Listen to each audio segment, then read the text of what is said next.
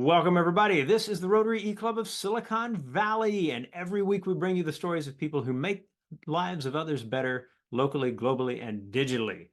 Rotary International is over 1 million people in over 36,000 clubs all over the globe, and we subscribe to the motto, service above self. The idea is that by gathering together and sharing ideas and interests and talent and treasure, we can find ways to do some really, really cool things at small, large scale, and just make that kind of impact that is exciting for all of us, helps us kind of find the joy and meaning in life.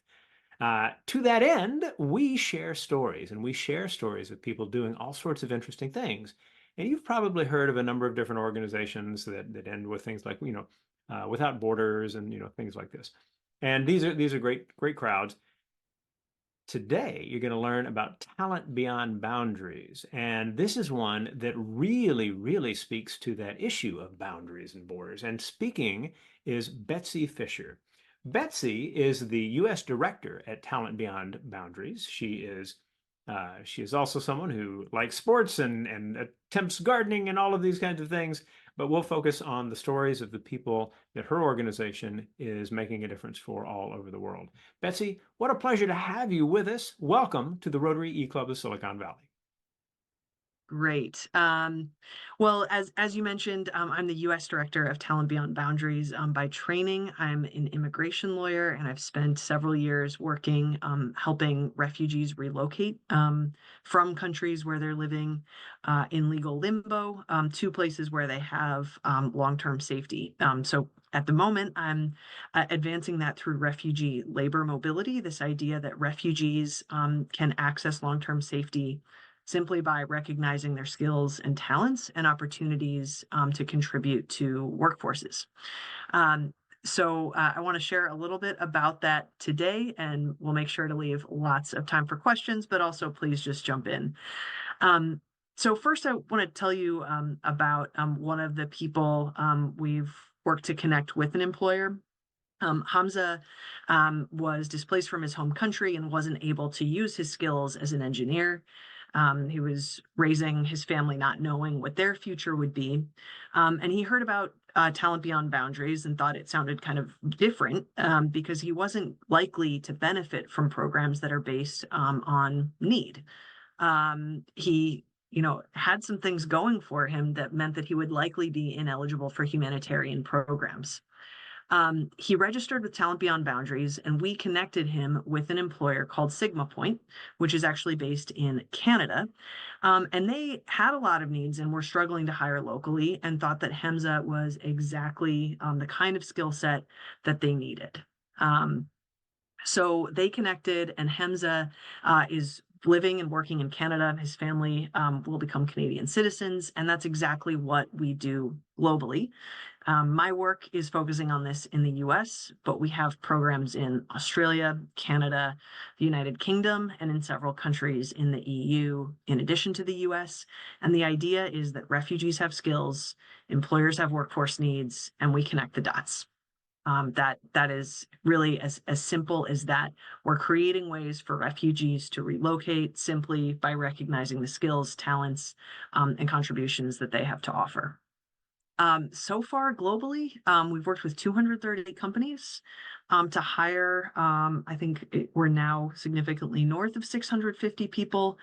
But that doesn't include the families. So all told, we've assisted more than 2,000 people to relocate to long-term safety, which is really exciting.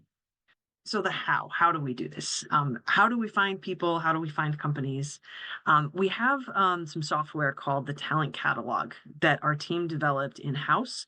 And it's software where individuals can register their skills and experience and their interest in relocating internationally. As of last month, it was over 106,000 people and across all skills, all trades, all occupations, all levels of English, sort of any background you can imagine is likely to be represented here.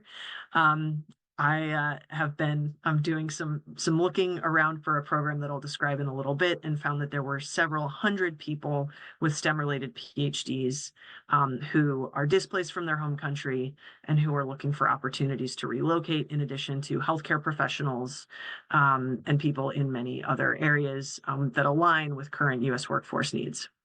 Um, for the employers, we find people who reach out to us because they need workers. Like, that's the most frequent way that we find people is employers who are looking to hire local staff and who aren't able to do that. But once they hire, we've found really high rates of satisfaction. As you see, over 93% of people retain for more than 1 year, and employers seem very pleased with the results. So I wanted to talk about a couple of the things that we're doing in the US, and see if this sparks any questions or ideas from listeners and viewers over the coming weeks. So 3 things we're working on in the US, very briefly. One is called Welcome Corps at Work. This is a brand new program. The US government recently launched a program called Welcome Corps that allows ordinary citizens to step up and to support refugees to come to the US. It's really exciting. I was just at an event earlier today. Yesterday was World Refugee Day, and so there are a series of events where I'm located in the Twin Cities. More than 17,000 people just in the state of Minnesota have signed up to welcome a refugee in their community, which is incredible. And perhaps some of the people watching this have already heard about this. Welcome Corps at Work is under that Welcome Corps umbrella, and it provides an opportunity for employers to step up and to engage while solving their own workforce need. So the program starts when an employer steps forward and says, we'd like to hire someone. And they give us a job description. They tell us what they're looking for. We go to this catalog of 106,000 people and say, who meets these requirements? Put forth a list of people who seem to meet those criteria. The employer goes through their normal hiring process of interviews or skills evaluations. And if that person is offered a job, they're then referred to the U.S. resettlement process, so the standard refugee resettlement process. And if they're successful, they'll eventually be relocated to the U.S. and welcomed by community sponsors in their community. So it's a 3-way match between employers, community sponsors, and refugees. We think this is an incredible program that doesn't have any costs to the employer. There's no financial costs. It is an uncertain and a long processing time, but I'm sure that there are some viewers out there who think of some businesses that they're connected with or people in their community who might be interested in this program. We think it's a really exciting opportunity. The next one is a program that we haven't launched yet, but that we're really excited about and we think has just a huge amount of potential. We're calling it the Displaced STEM Professionals Initiative. I mentioned that we have hundreds of people who have registered, who have really outstanding credentials, who have PhDs, publications, people who have led the cell phone network upgrade for an entire country, like really strong talent that would, I think, fit well in green jobs, green transition, emerging technologies, and semiconductor and data science roles across areas of growth in the U.S. economy. And our idea is that these people are obviously desirable in the U.S. workforce, and the obstacle is that they're outside without work authorization, and so they're waiting for an employer to take a chance on a really long and uncertain wait time. What we want to do is to start the visa processing through a visa pathway that doesn't strictly require a job offer. So we'll provide them with the financial support to start the visa process in the belief that when this level of talent has work authorization, that U.S. employers will jump at the chance to hire them and will then be willing to pay the costs that would allow us to sponsor a second cohort of PhDs in the future. So we're excited about this.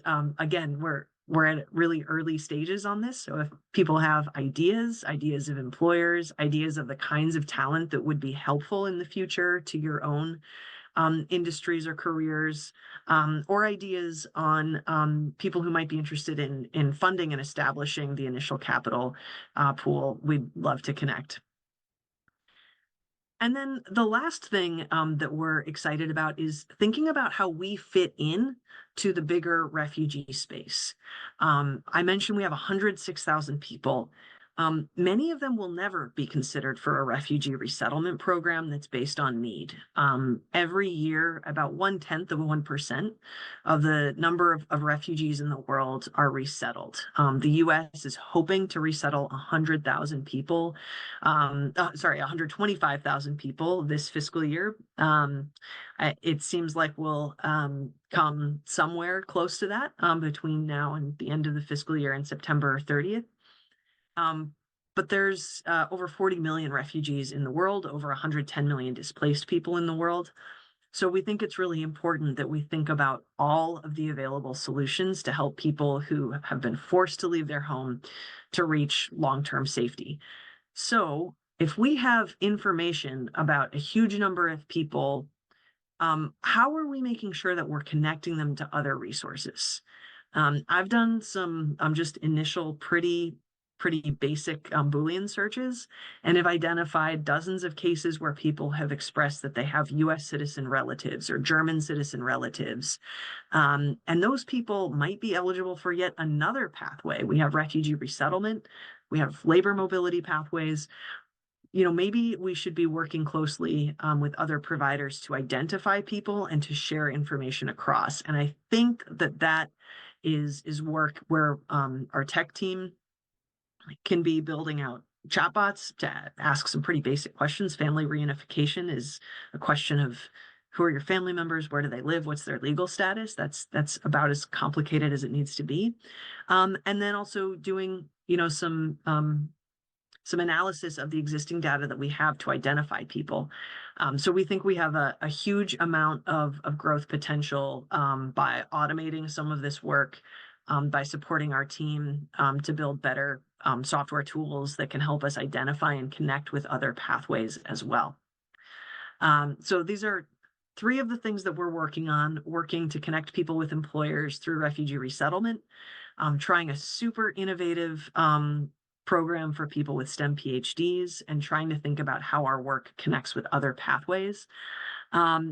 What would the ways to get involved or to support us be? So a few ideas.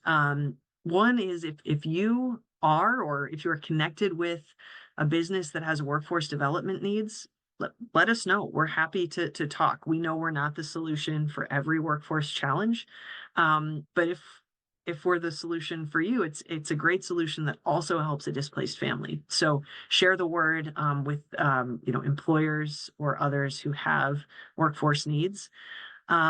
We're a 501c3 that runs on donations. We, of course, receive contributions from the employers who hire with us in many occasions, from foundations and from governments, but we can very much always use additional support. And then it's possible that something that I've said has really sparked some interest or idea from someone. And so if you have ideas or an interest in getting involved in our work, we're also happy to be in touch. And our website for any of these avenues is talentbeyondboundaries.org. I'm not in any way offended for if someone calls us Talent Without Borders or Talent Beyond Borders, but our website where you will find us is talentbeyondboundaries.org. And I want to close with a slide showing 4 of the people who have benefited from our programs, who have relocated to Australia, Canada, Australia, the UK, and who have gone from a situation where they didn't know what their future would be, what kind of legal status their kids would have if they would be sent back to harm's way, and who now have both a good job and a legal status and a future for them and their families. So we're, again, super excited for the opportunity to present, and happy to answer any questions.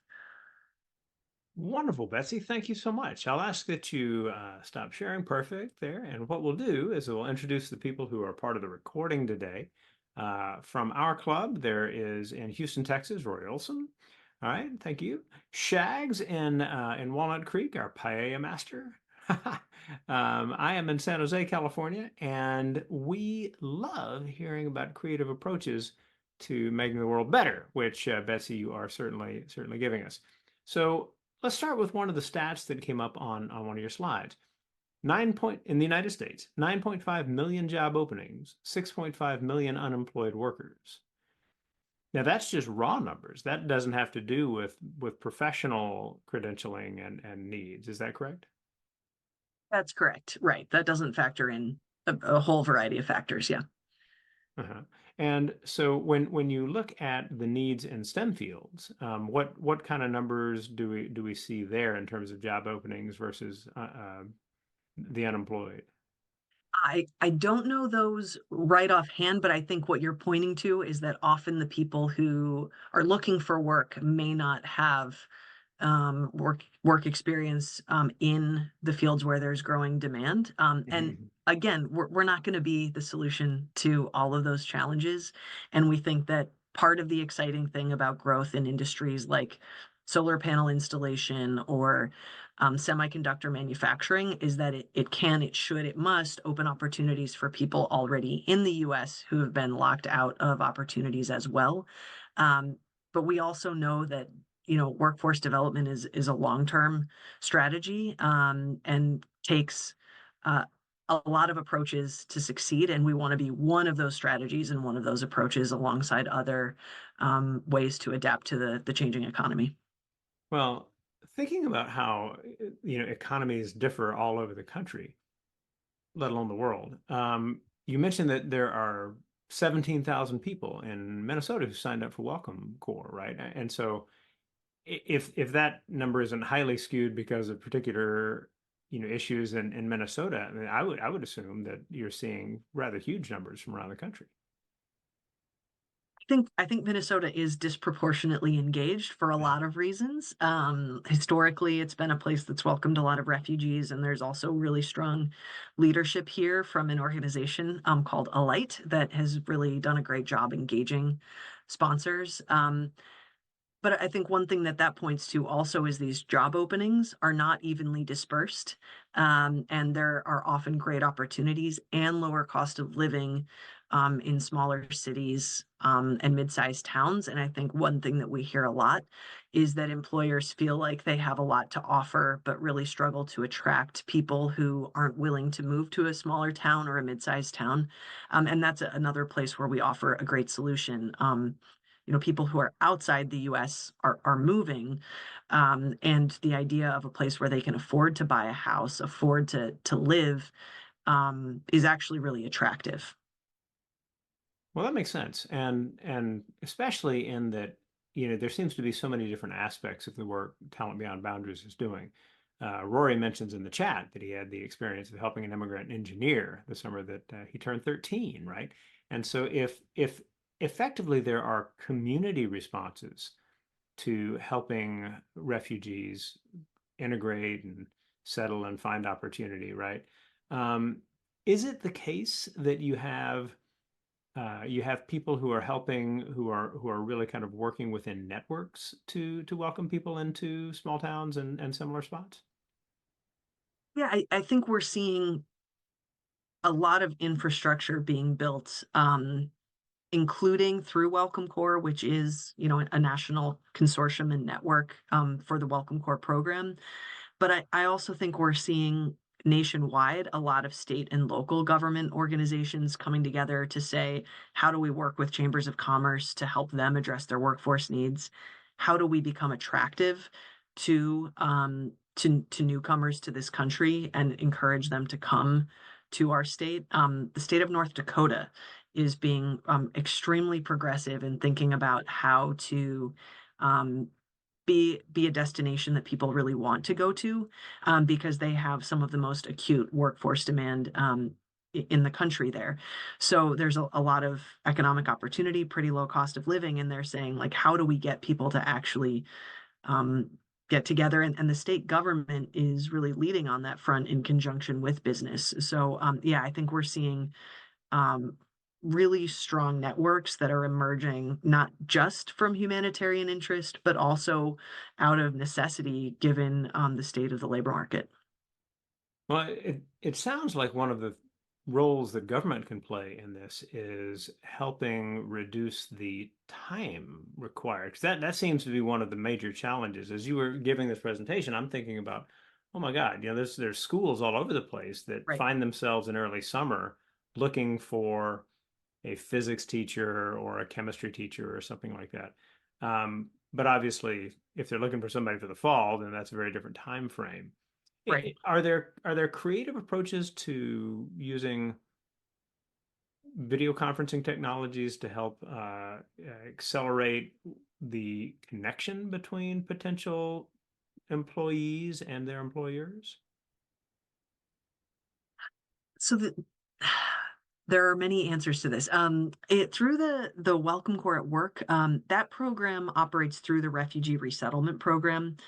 And one thing that we've seen is that the resettlement timelines have improved, um, and that there's a lot of processing steps for efficiency gains and also increasing automation that's happening there. They were using paper files to do refugee processing until quite recently.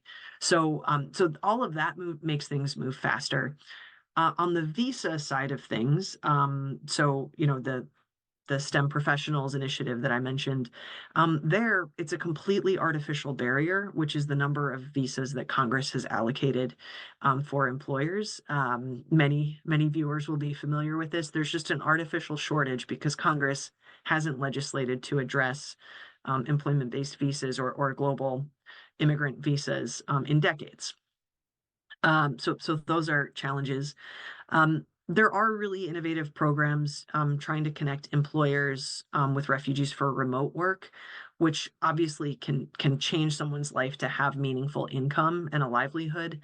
Um, we're happy to facilitate employers, hiring someone while they're waiting for relocation, but our work is focused on giving that person the opportunity to relocate into a durable status at a living wage.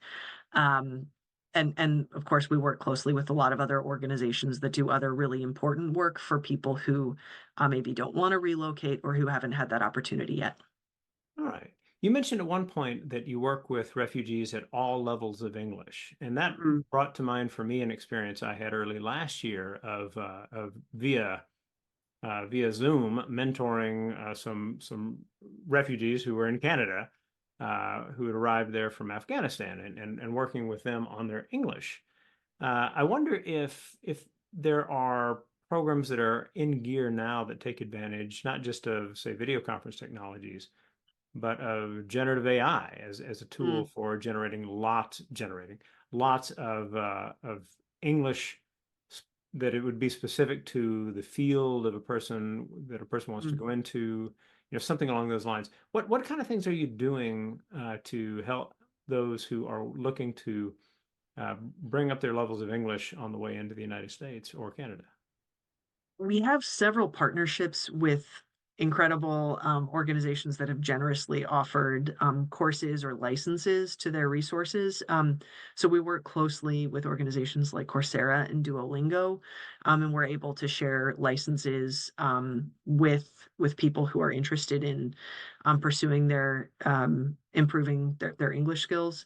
And for many people, English is their third, fourth, fifth language. So it's certainly not a lack of language skill. It's an exposure to English and an opportunity to practice, as you've said.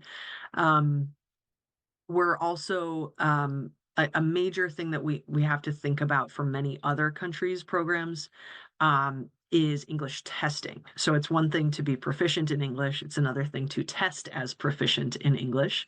Much like being a lawyer is very different than passing the bar, as some will know. So we also have partnerships with organizations that have offered licenses or have adopted understandings of how to accommodate refugees in English testing if, for example, they don't have a passport, which is a very common situation. So those are both things that our team spends a lot of time addressing. We don't do the English training ourselves because there's many experts who are very good at that.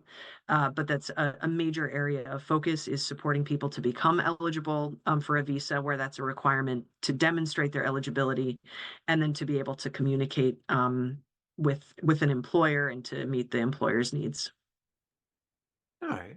You talked also about the talent catalog software, and that was an in-house development. What is it that prompted you to decide that you needed your own system for doing this? I assume there's some basic challenges that aren't met in other systems, but also perhaps particular concerns you have about maybe the privacy of the people involved, or the politically tenuous circumstances in which they exist at the moment. Can you speak a little bit to the software package that you use and why you have it? And those decisions were before my time, but I think the software was developed, I think, beginning in 2015 and 2016. And I think a lot of the job matching platforms that we see now have arisen subsequently. But really, I think that the unique thing that the talent catalog does is address the specific needs of a person, as a professional and as a refugee. There's lots of platforms that do, immigration law, case management, but that might not address both the humanitarian and the professional aspect, and the fact that a person is outside the United States or the country where they're going to relocate to. So there's just some specific needs that we have. It's also open source, and we facilitate a lot of organizations to use it either in their own job matching activities, after training and applicable data privacy compliance, of course. But we also have lots and lots of partner organizations that refer members of their community into the talent catalog as, another potential avenue to access relocation or other, like, language training services that we've talked about. All right, last question before we wind down the recording. When you think about the challenges that refugees have trying to get anywhere, Mhm. Canada, Germany, Australia, United States, wherever it might be, is there a thing that they can be doing while they wait that is probably the most valuable way to spend their time in order to optimize the chance that they'll find some connection that allows them to resettle and really start a new life? Absolutely. I think a few things that we see that can be a huge difference. One is looking at job openings. Maybe you're not eligible to actually apply because you don't have work authorization and you need the immigration pathways that we assist with to become work authorized. But just knowing what the requirements are and seeing, opportunities, and if an employer needs, for the kind of job you're looking for, has certain expectations, requirements, needs certain certifications. Maybe you can get project management certified while you're waiting. English or other language courses are vital. And then, to the extent possible, tracking down documents. Visa processes need documents, and often those requirements are not understanding of the realities that refugees have. So, tracking down a marriage certificate or a birth certificate where possible, or documenting why those aren't available, which is often the case. Those are things that many people can and do as incredible self advocates. All right. Well, thank you so much for the presentation. I'll hand it back to you for a final word in just a minute. But for all of you who have taken time to join us, thank you. We know your time is valuable and that you would choose to spend some of it looking for a little inspiration in terms of innovative ways to improve the world around you. And hopefully you find that in this and all of our recordings. You can get to our site by going to rotary.cool. And if you want to see the archive of meetings, which is arranged by the programs, you just click on the meetings link at the very top. And we would love for you to take a good look there. And if you're curious about what it means to be part of a service club, then just let us know. There is a contact on that page. And we love when people contact to say, I just really was looking for something a little different. And you guys seem to be that. It's true. As an online and asynchronous service club, we're a little different. But we get these fantastic people that we get to talk to through the flexibility of our programs, and it's something very special for us. So again, thank you. Feel free at the bottom of our page, if you are on the Rotary E-Club of Silicon Valley webpage, to leave a comment at the bottom in our forum. If you are on YouTube or a podcasting page, then feel free to follow the instructions there for doing the same. As we always like to do, we hand it back to our speaker for the final word. Betsy, what would you like people to have clearly in mind as they finish the podcast or the video? Thanks so much for the opportunity to be here. I would really encourage anyone who's interested and who's heard something that you want to connect with further, to join us at talentbeyondboundaries.org. The biggest thing that we're looking for, we would love anybody with skills and passion. We welcome financial resources, but what we really unlocks the opportunity to relocate for a refugee is not someone doing an act of service, ironically, on this Rotary meeting, but is actually a business that says, this person is actually just the best person for this job. That's actually the thing that unlocks an opportunity for a family to relocate to safety. So I really appreciate the opportunity and I'm looking forward to connecting more. Absolutely. Thank you so much for sharing the story. And for all of you, we will see you next week.